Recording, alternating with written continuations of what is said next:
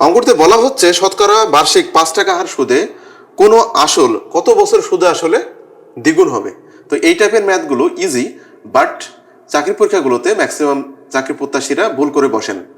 তো দেখবো যে কিভাবে ভুল এড়ানো যায় এবং দ্রুত ম্যাথটি সলিউশন করা যায়। দেখুন, যদি আসল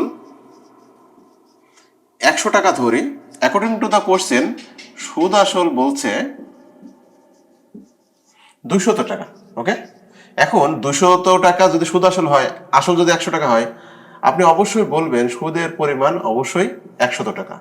ওকে, এতটুকু যদি বুঝে থাকেন তাহলে ক্লিয়ার।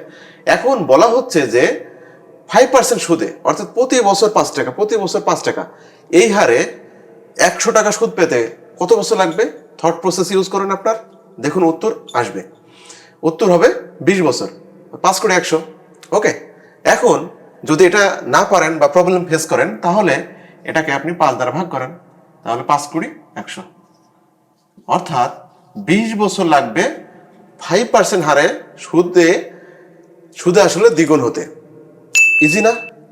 অবশ্যই আপনাকে রাইট অ্যাপ্রোচে ম্যাথ শিখতে হবে এবং তা আপনাকে চাকরি পরীক্ষায় অ্যাপ্লাই করে দেখাতে হবে, তবেই তো ভালো চাকরি পাওয়া সম্ভব। ভালো থাকুন।